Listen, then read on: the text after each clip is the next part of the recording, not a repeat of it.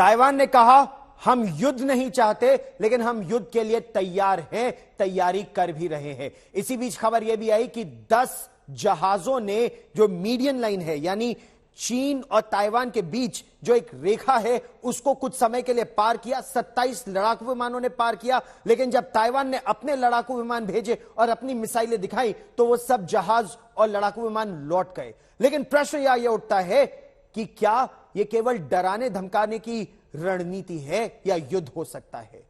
Professor Brahma चिलानी बहुत पैनी नजर रखते हैं चीन पर। वो इस समय हमारे साथ जुड़ रहे हैं। हमारे साथ मेजर जनरल के सिन्हा भी जुड़ रहे हैं।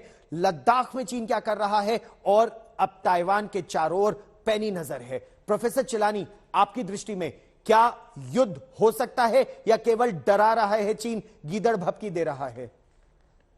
इस समय तो सिर्फ बुलिंग चल रही है, क्योंकि चाइना एक बुली है और अपने बुलिंग थ्रेट से धमका रहा है ताइवान को।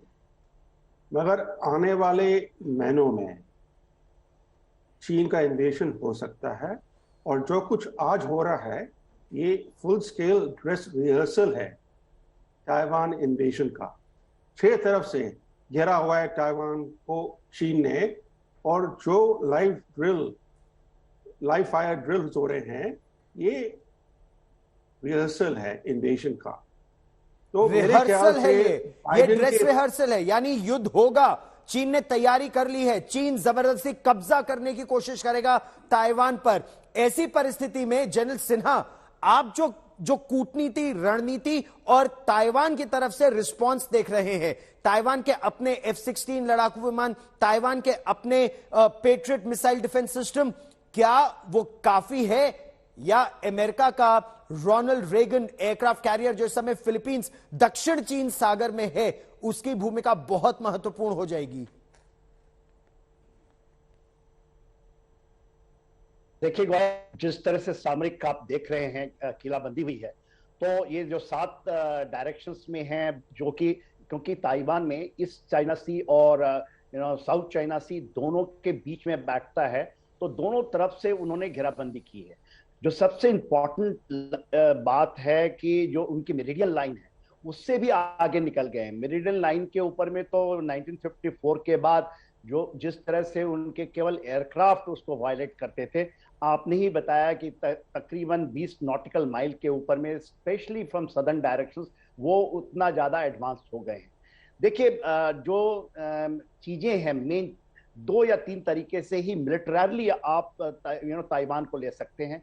फार्मोसा की जब फार्मोसा हम कहते थे ताइवान को, समय भी इसकी आकलन बहुत, यदि आप सामरिक दृष्टि से देखें, देखिए एम्फीबियस लैंडिंग के लिए 100 से 1000 से भी ज्यादा लैंडिंग क्राफ्ट की जरूरत पड़ेगी। आपके जो मिलिशिया हैं अभी, इनको ये कहते हैं मैरिटाइम मिलिशिया, वो इनके तैयार नहीं है।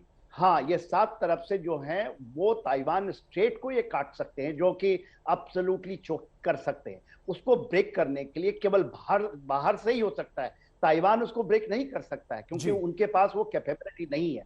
मगर जो डिफेंसिव कैपेबिलिटी है एक पोर्कपाइन की तरह है, और ये सुसाइडल होगा चाइनीज फोर्सेस। ये बड़ी बात आप कह रहे हैं कि चाइना के लिए यह आत्महत्या करने की तरह होगा अगर चाइना इस तरह से अंदर बढ़ने की कोशिश करेगा। तो क्या प्रोफेसर ब्रह्मा चिलानी, इस समय आपकी नजर में क्या चीन के राष्ट्रपति शी जिनपिंग की बहुत नाककटी, जिस तरह से नैन्सी पेलोसी चली गई ताइवान, जिस तरह से उन्होंने ताइवान की धरती से कहा कि मुझे नहीं पता क्यों चीन के राष्ट्रपति इस तरह का काम कर रहे हैं, हो सकता है अपने देश में उनको प्रॉब्लम हो, तो क्या बदला लेने की कोशिश करेंगे?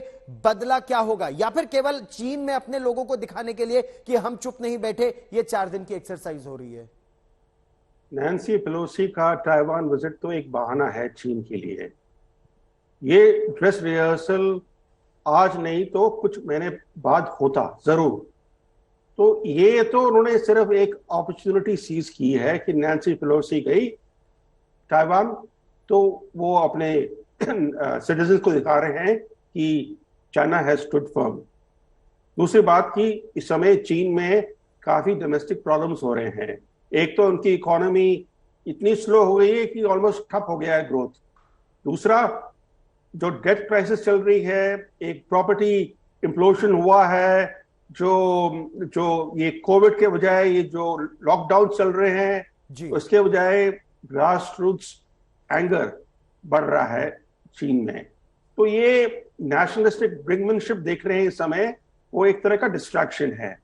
मगर जो बड़ी बात यह है कि शी जिनपिंग समझते हैं कि जो बाइडेन की प्रेसिडेंसी एक विंडो ऑफ अपॉर्चुनिटी है चीन के लिए, जी। क्योंकि बाइडेन एक कमजोर राष्ट्रपति है और मेरे ख्याल से अगले 2 साल के अंदर वो कोशिश करेंगे ताइवान को सीज करने की। और इन्वेड करने का मतलब नहीं कि एक फुल फ्लेश इन्वेजन होगा जिस तरह से रशिया ने इन्वेजन किया यूक्रेन का, ना। चीन का हमेशा स्ट्रैटेजी ये रहा है कि वो इंक्रीमेंटल स्ट्रैटेजी अडॉप्ट करता है, स्टेप बाय स्टेप। यानी पहले तो वो पहले स्टेप में तो वो ताइवान स्ट्रेट को ब्लॉकेट कर देगा, एकदम बंद कर देगा। ठीक। अच्छा, फिर हमारे दूसरा दर्शक ये सोचेंगे जो- कि ये ताइवान स्ट्रेट है क्या। रहिए मेरे साथ, इसको हम विस्तार से समझाने की कोशिश करते हैं अपने दर्शकों के लिए। ये जो इलाका है, ये ताइवान है, ये चीन है। ताइवान और चीन के बीच ये 108 मील का दोनों के बीच में ये फासला है। 108 मील के बीचों बीच एक रेखा है, एक तरह से इसे लक्ष्मण रेखा कहते हैं।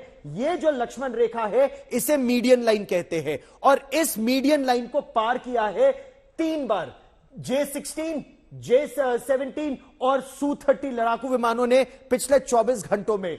तो इसको पार कर लिया है, यह लक्ष्मण रेखा को पार किया है। जब ब्रह्मचलानी बताते हैं या हमारे विशेषज्ञ बताते हैं कि ताइवान को ब्लॉकेड करेगा, तो अब आप यह देखिए कि किस तरह से 7 जगह से घेर लिया है। यानी दक्षिण से दक्षिण पूर्व से उत्तर, उत्तर पूर्व, उत्तर पश्चिम, और यहां से मिसाइल दागने की बात कर रहा है। जो डोंगफेंग मिसाइल्स है, उनकी बैलिस्टिक मिसाइल्स है, उनको जब आप दागेंगे तो ना कोई विमान आ पाएगा ताइवान के अंदर, ना कोई जहाज जा पाएगा। और ये जो जगह है आप देखिए, नंबर 4 और नंबर 5 की जो जगह है, ये महज 10 मील यानी लगभग 16 किलोमीटर है। और ये जो सिर्फ 16 किलोमीटर का ये इलाका है, ये ताइवान कह रहे हैं कि ये तो हमारा टेरिटोरियल वाटर है जहां पर हमें ब्लॉकेड किया जा रहा है। सबसे बड़ा खतरा यहीं से आ रहा है।